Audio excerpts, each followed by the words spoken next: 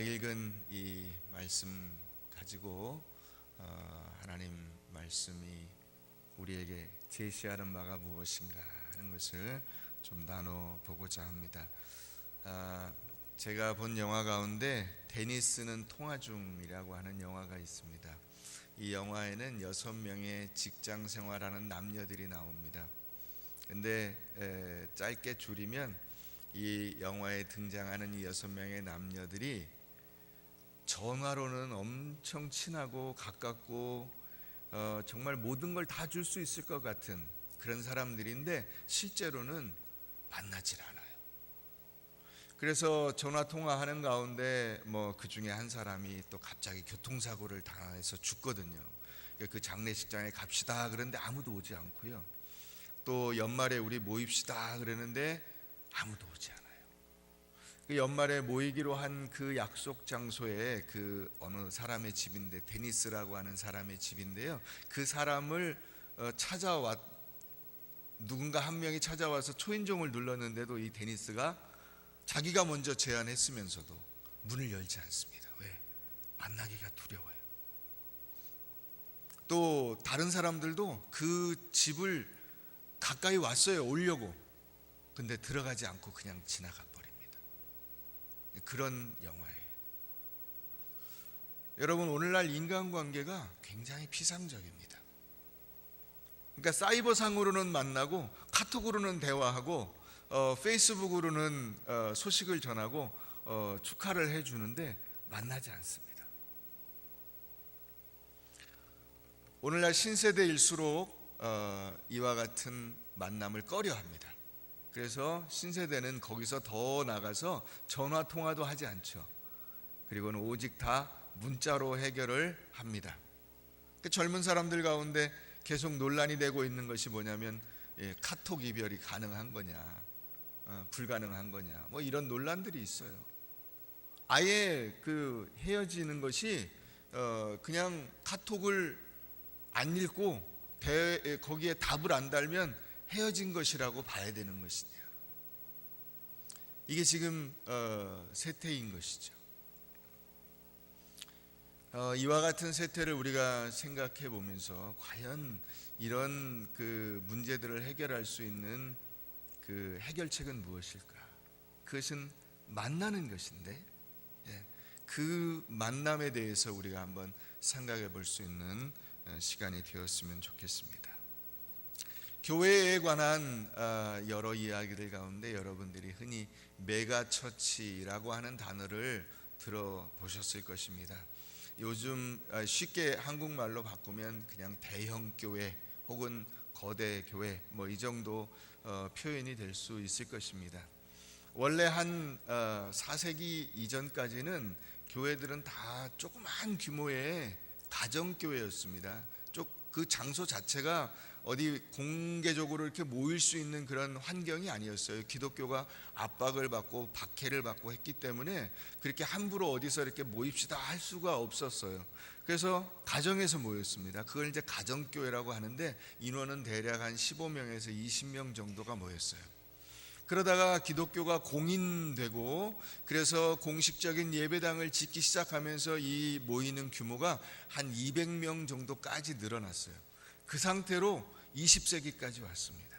그래서 대체로 교회들은 그냥 한 100명, 200명, 50명, 150명 이런 정도의 교회들이 전 세계적으로 다 그 정도 규모였는데 20세기에 접어들기 시작하면서 급격한 산업화와 도시화로 사람들이 한 곳에 막 몰려들기 시작한 거죠. 그래서 교회 규모도 커지기 시작했어요. 그러면서 그 사람들이 교회를 선택하게 되는 것이죠.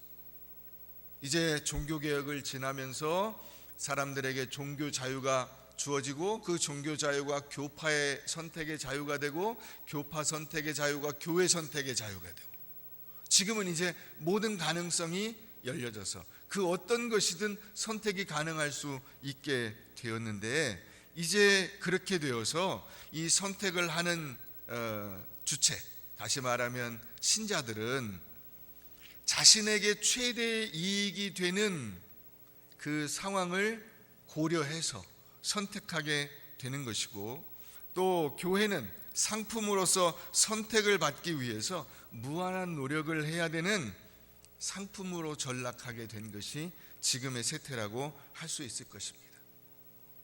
그래서 일반적으로 우리가 알고 있는 대형교회의 모습들, 그것은 카리스마가 있는 담임 목사가 있고요, 수많은 부목사들이 있고요, 다수의 간사와 또 전문 사역자들이 있고요, 수천 명의 자원봉사자들, 흔히 말하는 집사님들이 사역을 하고요, 그와 같은 교회에 대한 자부심을 갖고 광범위한 지역을 교구로 운영하고 있으며 수많은 프로그램들이 운영되고 있습니다. 주중에 다양한 활동들이 진행되면서 현대적인 예배 스타일과 그리고 뛰어난 음향과 영상 시스템을 갖추고 서점이나 커피숍과 같은 다양한 부대 시설들을 운영하고 있는 것이 오늘날 메가처치의 모습입니다. 교회는 그래서 이 소비자인 성도들이 원하는 다양한 형태의 종교 서비스를 제공을 하고, 그 상품을 진열대에 올려놓고 성도들이 교회에 출석과 헌금이라고 하는 대가를 지불하고 그것을 구매해 줄 것을 기대하고 있습니다. 그래서 성도들이 기대하는 종교 상품들은 초월적인 가치, 다시 말하면 예수 믿고 구원받는다, 이런 거죠. 또 내세 천국을 보장하는 구원의 확신, 현세의 번영에 대한 약속, 신령한 은사 체험, 심리적 신체적 자유, 연예인이나 기타 유명한 인사들을 동원한 문화사업, 강연, 입시, 취업 상담, 잠재적 배우자를 만날 수 있는 그 배우자 풀, 좋은 아버지와 어머니가 될 수 있도록, 또 좋은 자녀가 될 수 있도록 하는 가정학교, 선교를 내세운 저렴한 해외여행의 기회 등등을 제공하게 됩니다. 이러한 상품 중에서 최고의 상품은 무엇이냐? 담임 목사의 인격과 감동적인 설교가 되겠죠. 신자의 대부분들은 천박하거나 혐오스럽지 않은 설교와 고상한 교회 분위기와 또 목사와 교회의 유명세와 존경할 만한 담임 목사의 인격 등을 소비하는 것만으로도 자신이 훌륭한 신앙생활을 하고 있다고 생각을 하게 되는 것입니다. 이제 교회는 마트로 비유해 볼 수가 있습니다. 그래서 이마트와 같은 대형 할인 매장이 되어가는 것입니다. 신자들은 이 성경이라고 하는 카트를 끌고 질비하게 그 진열되어 있는 목회 상품 사이를 다니면서 자유롭게 그 목회 상품들을, 교회 상품들을 소비하는 것입니다. 그래서 큰 교회는 이마트와 롯데마트와 홈플러스 같은 것들이 되고, 그보다 작은 교회는 동네 중형마트가 되고, 아주 작은 교회는 편의점이나 동네 슈퍼와 같은 역할을 하게 되고, 진짜 큰 교회는 코스트코가 되는 거죠. 너 코스트코 가봤어? 진짜 좋아. 거기 별거 다 있어. 아, 나는 코스트코보다 집 앞에 있는 슈퍼가 좋아. 그 아저씨가 진짜 친절하거든. 여러분, 교회 이름을 바꿔놓으면 딱 그와 같아요. 너 분당 땡땡교회 가봤어? 야, 거기 진짜 그 사람들 엄청 많아. 목사님 설교가 엄청 은혜로워. 야, 나는 그 교회도 좋은데 우리 집 앞에 있는 교회도 괜찮던데.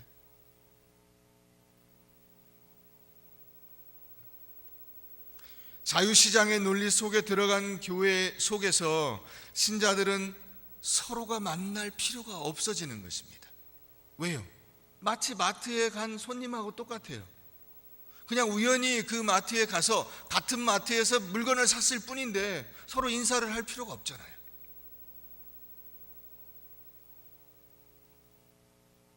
여러분들도 혹시 그와 같은 마음으로 지금 앉아 계실 수도 있습니다. 그저 나는 예배를 드리러 왔을 뿐이지 내가 옆에 있는 사람하고 인사를 할 이유가 뭐가 있어? 그 사람은 자기 나름대로 예배 드리고 가면 되는 거고, 나는 나대로 예배 드리고 가면 되는 거지.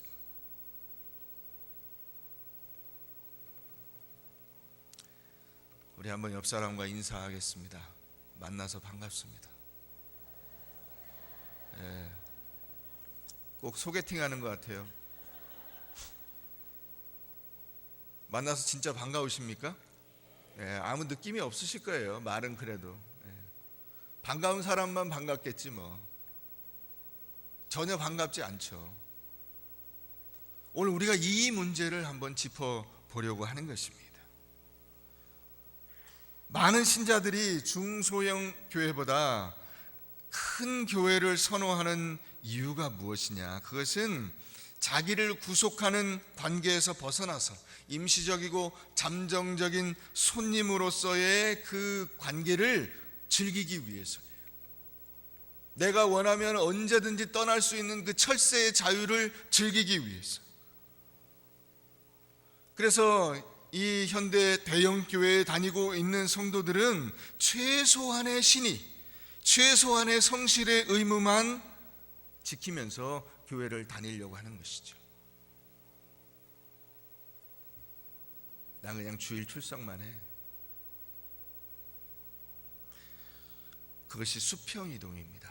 우리가 말하는 수평이동. 이 교회 저 교회 가는 거죠. 일시적으로 여러분들이 꿈과 사랑의 교회를 나오지만 여기에 내 모든 것을 걸고 끝까지 다니겠다고 생각하는 분들은 굉장히 소수이실 거예요. 대부분은 다 언제든지 문제가 터지면 나는 간다. 언제든지 내 상황이 허락지 않으면 딴 데로 간다. 언제든지 기분 나쁘면 간다.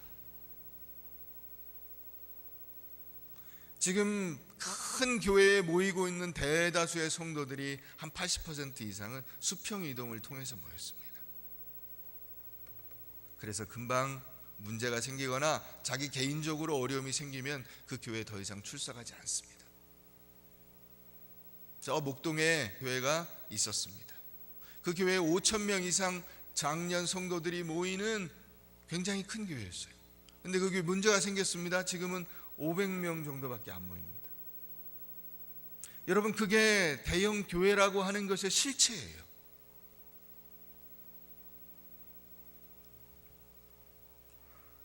저는 우리 교회가 45주년을 맞이하면서 우리 교회가 어떤 교회가 되어야 할 것인가 생각을 했을 때 이 초대교회를 생각해 보지 않을 수가 없었습니다. 오늘 우리가 읽은 이 41절 말씀에 보면은 거기에 하루에 세례받은 사람만 3,000명. 그래서 신학자들의 그 조사의 연구에 의하면 그 당시 예루살렘 교회는 교회가 이제 막 시작되는 그 시점인데 그때 당시에 이미 메가처치였어요. 대형 교회였습니다. 학자들의 연구에 의하면 그 당시 예루살렘 교회의 그 성도들의 규모는 약 25,000명 정도. 이 교회에는 말씀이 있고 기도가 있고 성찬이 있고 성도들의 교제가 있었습니다. 오늘날의 교회와 비교해서 이 교회가 두드러지게 차이가 나는 한 가지가 있습니다. 그것은 뭐냐면 바로 교제가 있다는 것입니다. 오늘날 교회에도 말씀도 있고 성찬도 있고 기도도 있습니다. 다양한 활동들을 합니다. 초대교회에 구제 활동들이 나옵니다만은 여러분, 오늘날 구제를 초대교회보다 훨씬 더 조직적으로 잘 하고 있는 교회들이 많이 있습니다. 그럼에도 불구하고 초대교회와 차이가 나는, 마트와 교회가 차이가 있어야 하는 분명한 한 가지 사실이 있는 것이죠. 그게 뭐냐? 바로 교제입니다.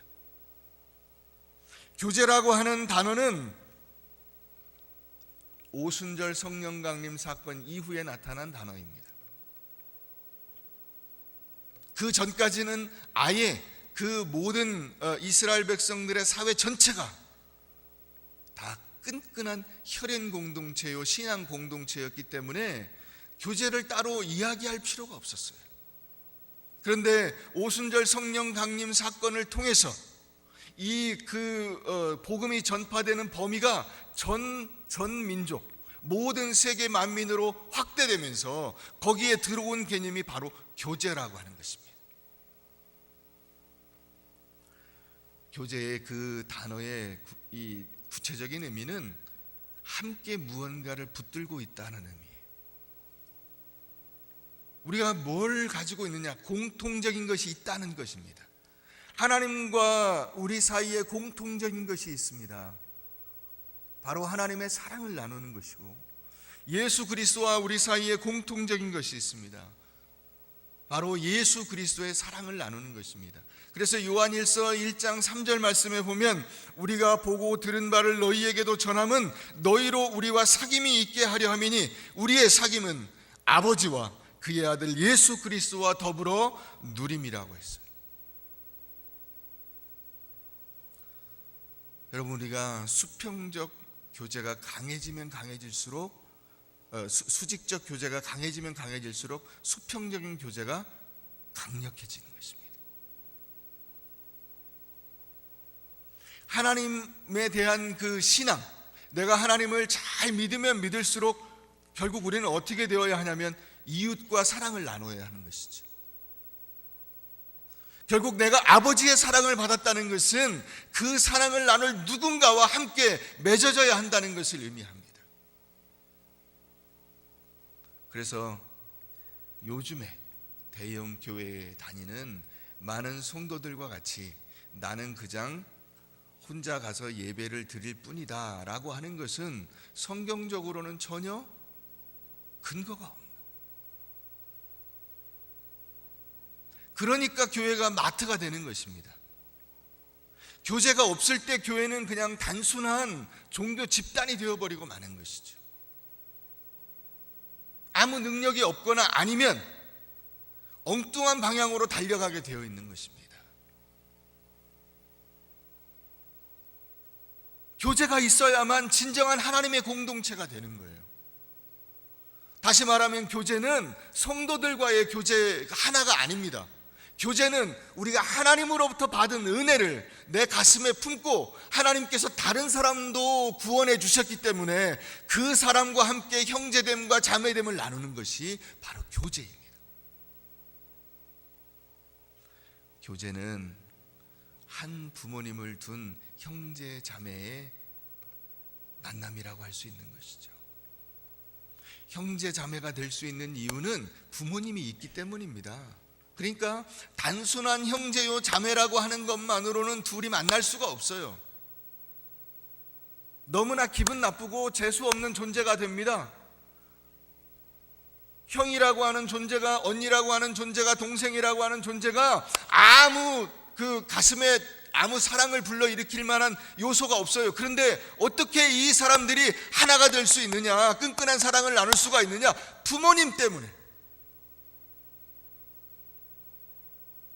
우리가 예수를 믿는다는 것도 이와 같아요. 내가 어떻게 형제 자매와 우리 교우들과 사랑을 나누고 하나가 될 수 있느냐? 바로 하나님과 예수 그리스도 때문에 되는 것입니다. 그것이 초대교회와 오늘날의 현대교회와의 가장 큰 차이점이에요.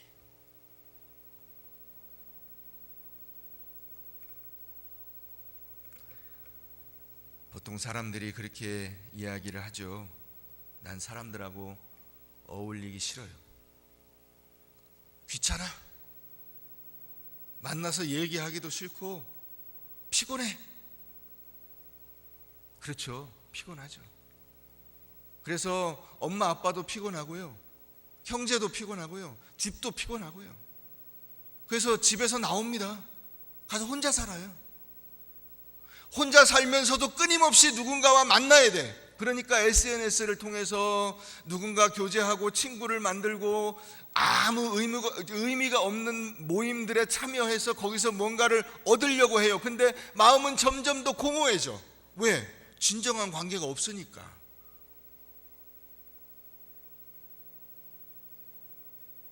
우리의 마음속에 외로움과 그 상실감이 큰 이유는 무엇일까요? 오늘날 왜 수많은 사람들이 뭔가 관계를 갈구하면서도 그들과 함께하지 못할까요?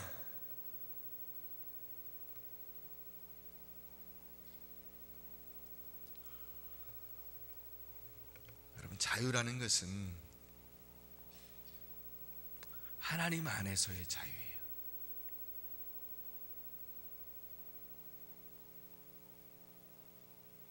마치 부부가 자유로운 존재인데, 부부가 자유롭다는 것은 서로 남편과 아내 안에서의 자유인 것과 같아요. 요즘 뭐 어느 감독과 여배우가 바람나서 도망갔어요. 그 감독이 자기 와이프한테 그랬대잖아요. 내가 여자 만나는데 너도 외로울 테니까 남자를 만나라고. 이게 뭐 말이야 뭐야. 여러분, 그게 진정한 자유일까요? 여러분, 그런 자유를 누리고 싶으세요? 모든 관계를 초월해서 나는 누구하고나 만나고 누구하고나 사랑하고 누구하고든 진정한 관계를 맺고 싶다. 그래서 그 모든 가족의 그 장벽도, 형제의 장벽도, 부부의 장벽도 다 넘고 싶으세요? 오늘날 사람들이 그렇게 하고 있죠. 그런데 결과는 어떻게 됐습니까? 점점 더 외로워지고 힘들어지고 고통스러워지고 의지할 데가 없어지고.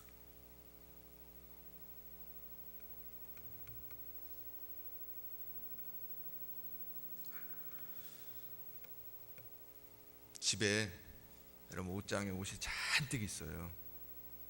근데 여자분들이 항시 불평을 하죠. 아, 입고 나갈 옷이 없어. 여러분, 이렇게 사람이 많아요. 근데 만날 사람이 없어. 제 페이스북 친구가 2,000명이 넘고요, 그 카톡 친구가 1,500명이 넘는데 만날 사람이 없어. 만날 사람은 딱 하나밖에 없어요. 오영수.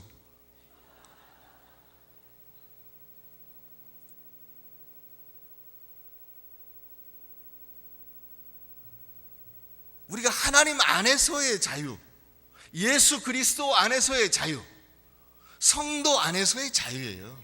이 자유를 어디다 쓰라고 하는 거냐면 바로 서로를 위해서 봉사하고 헌신하고 섬기라고 이 자유가 있는 것입니다. 그것이 성경의 개념이에요. 초대교회 교인들이 바로 그것을 한 거예요. 그것을. 초대교회가, 예루살렘 교회가 25,000명이나 모이는 거대한 교회였는데, 그 교회와 오늘날 25,000명이 모이는 교회와 비교할 때 확실하게 차이가 나는 한 가지 사실이 뭐냐? 그 사람들은 함께하고 교제하고 주 안에서의 사랑으로 놀라운 은혜를 경험했다는 거예요.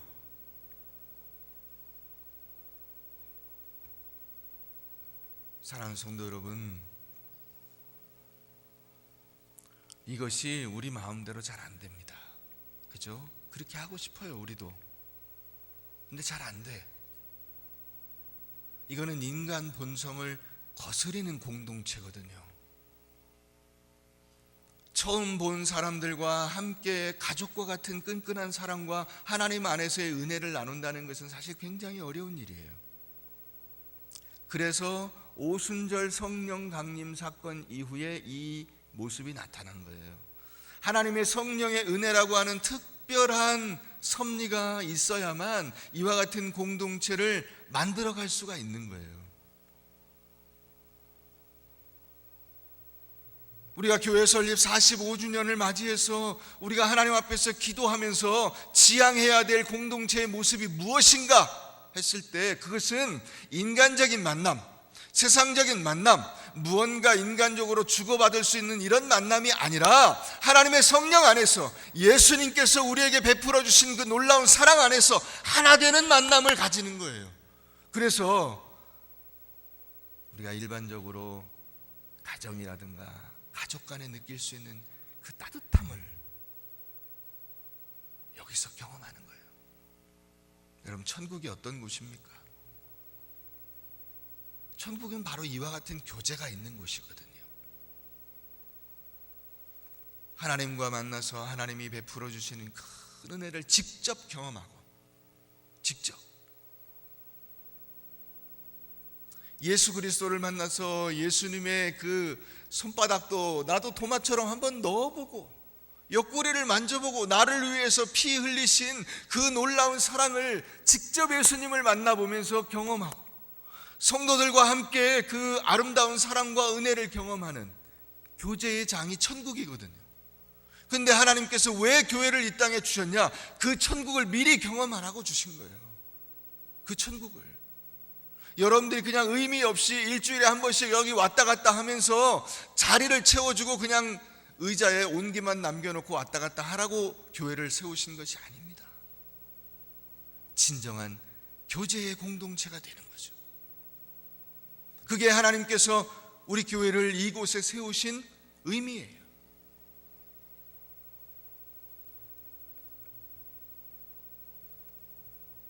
이 교제라고 하는 단어에서 나온 파생어가 하나 있어요.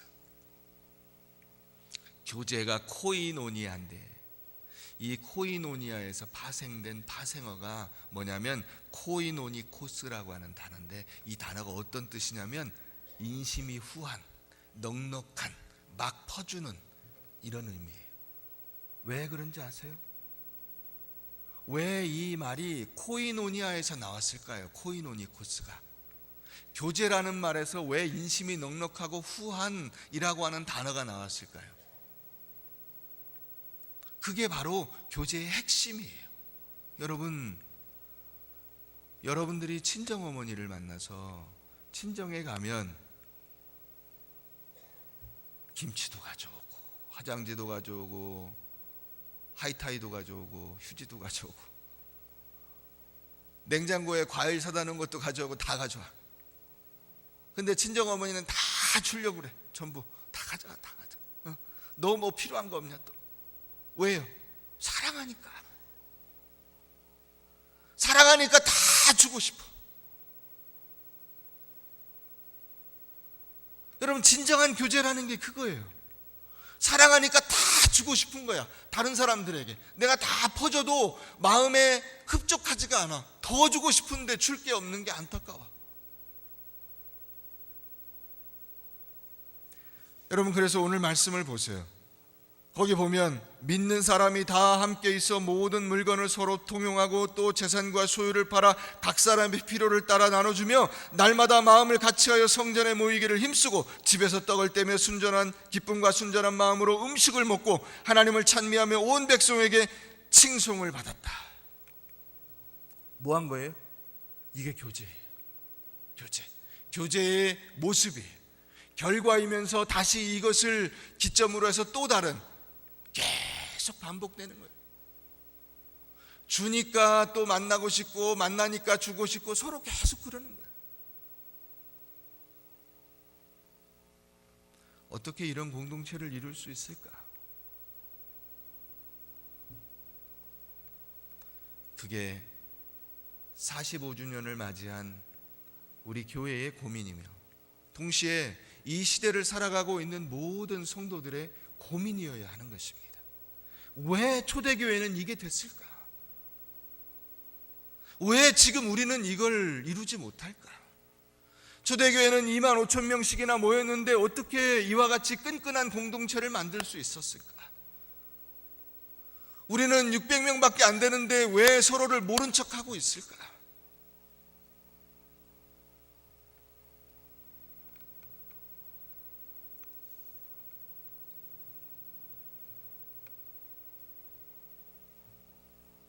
사람들이 시간이 갈수록 점점 못 어울리고 상처받고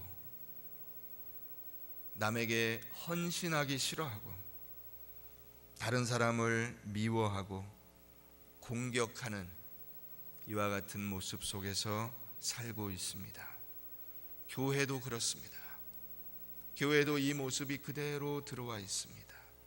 그것은 아마 여러분들이 더 잘 아시리라 생각합니다. 심지어는 피를 나눈 가족들로 서로 상처받았다는 이유로 가족들을 만나지 않고 살아가고 있는 세상입니다. 그러면 우리 교회는 이와 같은 세상 속에서 어떻게 참다운 사랑을 나누는 사랑의 공동체를 이룰 수 있을까요? 성경에서 우리에게 제시하는 진정한 교회의 모범이었던 이 초대교회처럼 모든 사람들이 하나님이 주시는 이 놀라운 은혜를 함께 경험하고 그 은혜 가운데서 서로를 향해서 나아갈 수 있어야 하는 것입니다. 사랑하는 성도 여러분, 그래서 저는 여러분들에게 제안하고 싶습니다. 여러분, 우리는 여기서 만나는 우리 교우들이